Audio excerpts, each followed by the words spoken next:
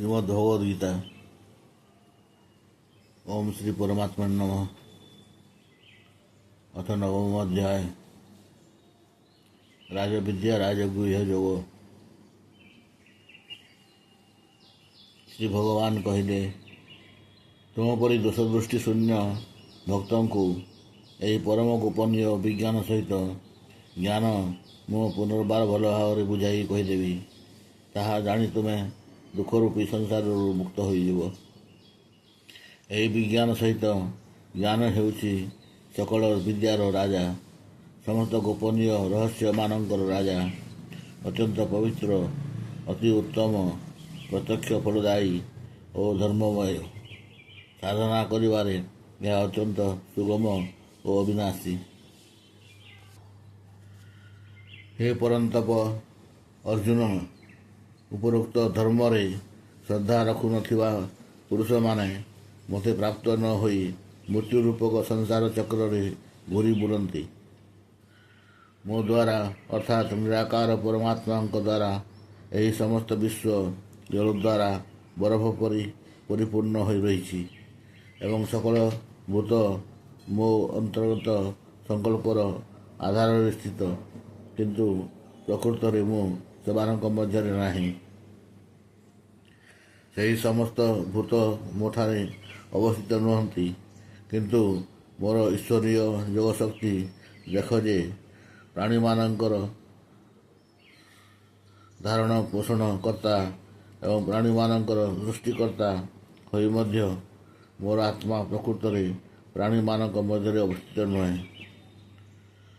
आकाशरू उत्पन्न होइतिबा और सर्वत्र विचरण करुवा महान वायु जेपरी सर्वदा आकाश रे ही अवस्थित रहे, मोर संकल्प द्वारा उत्पन्न होइतिबारु समस्त भूत सेहीपरि मोठारे अवस्थित बोली जान।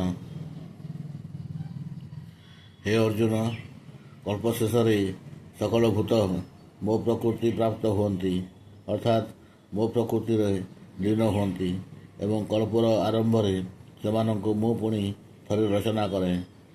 मु मो स्वभाववशतः परतंत्र होइतिबा एही समस्त भूत समुदाय को सेमानंक कर्म अनुसार बारंबार सृष्टि करे।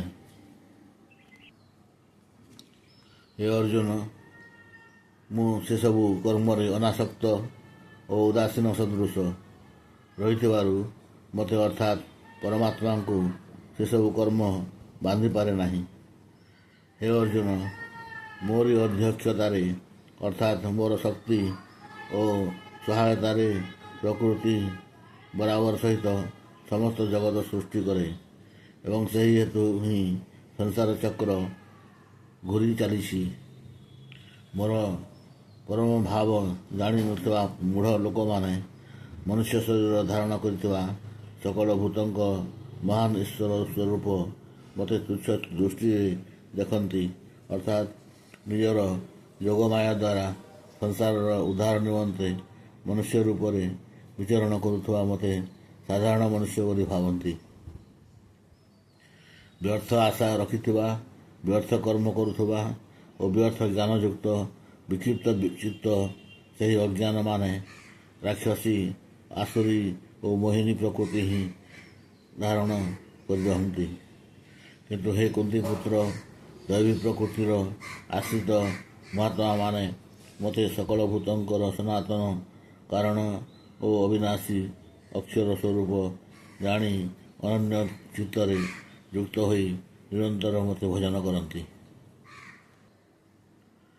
सही दृढ़ निश्चयी भक्त माने निरंतर मोर नाम और गुण कीर्तन करी करी मोर प्राप्ति पाई यत्न करी करी एवं मते बारंबार प्रणाम करी निरंतर मोर ध्यान रे लगी रही अनन्य प्रेम रे मोर उपासना करती।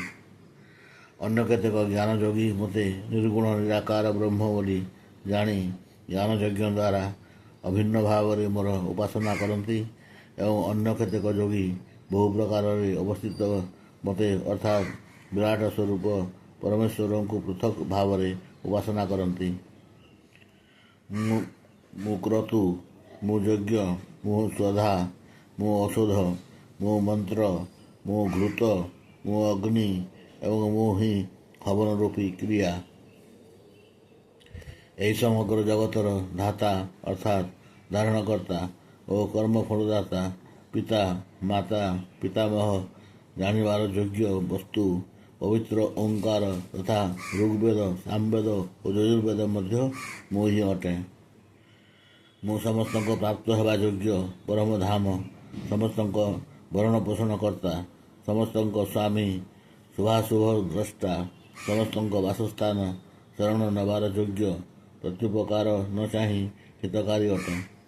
ସମସ୍ତଙ୍କ ଉତ୍ପତ୍ତି ଓ ପ୍ରଳୟର ହେତୁ, ସ୍ଥିତିର ଆଧାର, ନିଧାନ ଓ ଅବିନାଶୀ କାରଣ ମଧ୍ୟ ମୁଁ ହିଁ ଅଟେ। ମୁଁ ହିଁ ସୂର୍ଯ୍ୟ ରୂପରେ ତାପ ପ୍ରଦାନ କରେ, ବର୍ଷାକୁ ଆକର୍ଷଣ କରେ ଏବଂ ବର୍ଷା କରାଏ। ହେ ଅର୍ଜୁନ, ମୁଁ ହିଁ ଅମୃତ ଏବଂ ମୃତ୍ୟୁ, ସତ୍ ଅସତ୍ ମଧ୍ୟ ମୁଁ ହିଁ ଅଟେ। ତିନି ବେଦର ବିଧାନ ଅନୁସାରେ ସକାମ କର୍ମ କରୁଥିବା ତଥା ଯଜ୍ଞର ସୋମରସ ପାନ କରୁଥିବା ନିଷ୍ପାପ ପୁରୁଷମାନେ ମୋତେ ଯଜ୍ଞ ଦ୍ୱାରା ପୂଜା କରି ସ୍ୱର୍ଗ କାମନା କରନ୍ତି। ସେମାନେ ନିଜ ପୁଣ୍ୟମାନଙ୍କର ଫଳସ୍ୱରୂପ ସ୍ୱର୍ଗଲୋକକୁ ପାଇ ସ୍ୱର୍ଗରେ ଦିବ୍ୟ ଦେବଭୋଗ ବୁଝନ୍ତି। ସେମାନେ ସେହି ବିଶାଳ ସ୍ୱର୍ଗଲୋକ ଭୋଗ କରି ପୁଣ୍ୟ କ୍ଷୀଣ ହୋଇଯିବା ପରେ ମୃତ୍ୟୁଲୋକ ପ୍ରାପ୍ତ ହୁଅନ୍ତି। ଏହିପରି ସ୍ୱର୍ଗ ପ୍ରାପ୍ତିର ସାଧନ ରୂପକ ତିନି ବେଦରେ କଥିତ ସକାମ କର୍ମର ଆଶ୍ରୟ ନେଇଥିବା ଏବଂ ଭୋଗ କାମନା କରୁଥିବା ପୁରୁଷମାନେ ବାରମ୍ବାର ଆବାଗମନ ପ୍ରାପ୍ତ ହୁଅନ୍ତି, ଅର୍ଥାତ୍ ପୁଣ୍ୟ ବଳରେ ସ୍ୱର୍ଗକୁ ଯାଆନ୍ତି ଏବଂ ପୁଣ୍ୟ କ୍ଷୀଣ ହୋଇଗଲେ ମୃତ୍ୟୁଲୋକକୁ ଫେରି ଆସନ୍ତି। ଯେଉଁ ଅନନ୍ୟ ପ୍ରେମୀ ଭକ୍ତଜନମାନେ ମୋତେ ଅର୍ଥାତ୍ ପରମେଶ୍ୱରଙ୍କୁ ନିରନ୍ତର ଚିନ୍ତନପୂର୍ବକ ନିଷ୍କାମ ଭାବରେ ଭଜନ କରନ୍ତି, ନିତ୍ୟ ନିରନ୍ତର ମୋର ଚିନ୍ତନ କରୁଥିବା ସେହି ପୁରୁଷମାନଙ୍କର ଯୋଗକ୍ଷେମ ସ୍ୱୟଂ ମୁଁ ବହନ କରେ। ହେ ଅର୍ଜୁନ, ଯେଉଁ ସକାମ ଭକ୍ତମାନେ ଶ୍ରଦ୍ଧାଯୁକ୍ତ ହୋଇ ଅନ୍ୟ ଦେବତାମାନଙ୍କୁ ପୂଜା କରନ୍ତି, ସେମାନେ ମଧ୍ୟ ମୋତେ ହିଁ ପୂଜା କରିଥାନ୍ତି, କିନ୍ତୁ ସେମାନଙ୍କର ସେହି ପୂଜା ଅବିଧିପୂର୍ବକ ଅର୍ଥାତ୍ ଅଜ୍ଞାନପୂର୍ବକ ହୋଇଥାଏ। କାରଣ ସକଳ ଯଜ୍ଞର ଭୋକ୍ତା ଓ ସ୍ୱାମୀ ମଧ୍ୟ ମୁଁ ହିଁ ଅଟେ, କିନ୍ତୁ ସେମାନେ ମୋତେ ଅର୍ଥାତ୍ ପରମେଶ୍ୱରଙ୍କୁ ତତ୍ତ୍ୱତଃ ଜାଣନ୍ତି ନାହିଁ। ତେଣୁ ସେମାନଙ୍କର ପତନ ହୁଏ, ଅର୍ଥାତ୍ ସେମାନେ ପୁନର୍ଜନ୍ମ ପ୍ରାପ୍ତ ହୁଅନ୍ତି। ଦେବତାମାନଙ୍କୁ ପୂଜା କରୁଥିବା ମନୁଷ୍ୟମାନେ ଦେବତାମାନଙ୍କୁ ପାଆନ୍ତି, ପିତୃମାନଙ୍କୁ ପୂଜା କରୁଥିବା ମନୁଷ୍ୟମାନେ ପିତୃମାନଙ୍କୁ ପାଆନ୍ତି, ଭୂତପ୍ରେତଙ୍କୁ ପୂଜା କରୁଥିବା ମନୁଷ୍ୟମାନେ ଭୂତପ୍ରେତଙ୍କୁ ପାଆନ୍ତି ଏବଂ ମୋତେ ପୂଜା କରୁଥିବା ଭକ୍ତମାନେ ମୋତେ ହିଁ ପାଆନ୍ତି। ତେଣୁ ମୋର ଭକ୍ତମାନଙ୍କର ପୁନର୍ଜନ୍ମ ହୁଏ ନାହିଁ।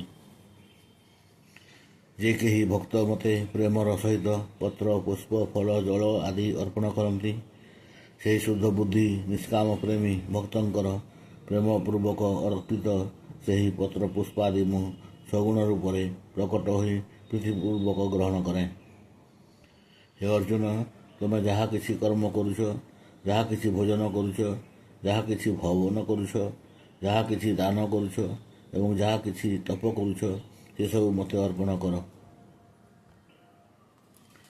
ଏପରି ଭାବରେ ଯେଉଁଥିରେ ସମସ୍ତ କର୍ମ ମୋତେ ଅର୍ପଣ କରାଯାଏ, ସେହି ସନ୍ନ୍ୟାସ ଯୋଗରେ ଯୁକ୍ତଚିତ୍ତ ହୋଇ ଫଳାସକ୍ତି ତ୍ୟାଗ ପୂର୍ବକ ସମର୍ପଣ ବୁଦ୍ଧିରେ କର୍ତ୍ତବ୍ୟ କର୍ମ କଲେ ତୁମେ ଶୁଭାଶୁଭ ଫଳ ରୂପୀ କର୍ମବନ୍ଧନରୁ ମୁକ୍ତ ହୋଇଯିବ ଏବଂ ସେଥିରୁ ମୁକ୍ତ ହୋଇଯାଇ ମୋତେ ପ୍ରାପ୍ତ ହେବ।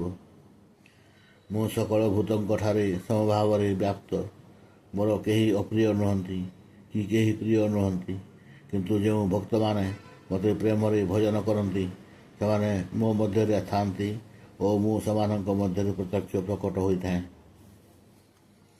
ଯଦି କୌଣସି ଅତିଶୟ ଦୁରାଚାରୀ ମଧ୍ୟ ଅନନ୍ୟ ଭାବରେ ମୋର ଭକ୍ତ ହୋଇ ମୋତେ ଭଜନ କରନ୍ତି, ତେବେ ସେ ବି ସାଧୁ ବୋଲି ଗଣାଯିବେ, କାରଣ ସେ ଯଥାର୍ଥ ନିର୍ଣ୍ଣୟ କରିଥାନ୍ତି, ଅର୍ଥାତ୍ ସେ ଭଲ ଭାବରେ ନିର୍ଣ୍ଣୟ କରି ନେଇଥାନ୍ତି ଯେ ପରମେଶ୍ୱରଙ୍କ ଭଜନ ସମାନ ଅନ୍ୟ କିଛି ନାହିଁ। ତେଣୁ ସେ ଶୀଘ୍ର ଧର୍ମାତ୍ମା ହୋଇଯାଆନ୍ତି ଏବଂ ଚିରନ୍ତନ ଶାନ୍ତି ପ୍ରାପ୍ତ ହୋଇଯାଆନ୍ତି। ହେ ଅର୍ଜୁନ, ତୁମେ ଏହା ନିଶ୍ଚିତ ସତ୍ୟ ବୋଲି ଜାଣ ଯେ ମୋର ଭକ୍ତଙ୍କର ବିନାଶ ହୁଏ ନାହିଁ। କାରଣ ହେ ଅର୍ଜୁନ, ନାରୀ ବୈଶ୍ୟ ଶୂଦ୍ର ତଥା ନିଜ ଜାତିର ଯେ କେହି ବି ହୁଅନ୍ତୁ ନା କାହିଁକି ସେମାନେ ମଧ୍ୟ ମୋର ଶରଣାପନ୍ନ ହୋଇ ପରମଗତି ହିଁ ପ୍ରାପ୍ତ ହୁଅନ୍ତି। ତେଣୁ ପୁଣ୍ୟଶୀଳ ବ୍ରାହ୍ମଣ ତଥା ରାଜର୍ଷି ଭକ୍ତମାନେ ଯେ ମୋର ଶରଣାପନ୍ନ ହେଲେ ପରମଗତି ପ୍ରାପ୍ତ ହୁଅନ୍ତି ତାହା ଆଉ କ'ଣ କହିବା। ଅତଏବ ତୁମେ ଏହି ସୁଖରହିତ ଓ କ୍ଷଣଭଙ୍ଗୁର ମନୁଷ୍ୟ ଶରୀର ପ୍ରାପ୍ତ ହୋଇଥିବାରୁ ନିରନ୍ତର ମୋତେ ହିଁ ଭଜନ କର। ମୋଠାରେ ମନ ଲଗାଅ, ମୋର ଭକ୍ତ ହୁଅ, ମୋର ପୂଜନ କର, ମୋତେ ପ୍ରଣାମ କର। ଏପରି ଭାବରେ ଆତ୍ମାକୁ ମୋଠାରେ ଲଗାଇ ମୋର ପରାୟଣ ହେଲେ ତୁମେ ମୋତେ ନିଶ୍ଚୟ ପ୍ରାପ୍ତ ହେବ। ହରି ଓମ୍ ତତ୍ସଦିତି। ଶ୍ରୀମଦ୍ଭଗବଦ୍ଗୀତାସୁ ଉପନିଷତ୍ସୁ ବ୍ରହ୍ମବିଦ୍ୟାୟାଂ ଯୋଗଶାସ୍ତ୍ରେ ଶ୍ରୀକୃଷ୍ଣାର୍ଜୁନ ସମ୍ବାଦେ ରାଜବିଦ୍ୟା ରାଜ ଗୁହ୍ୟ ଯୋଗ ନାମ ନବମ ଅଧ୍ୟାୟ। ହରି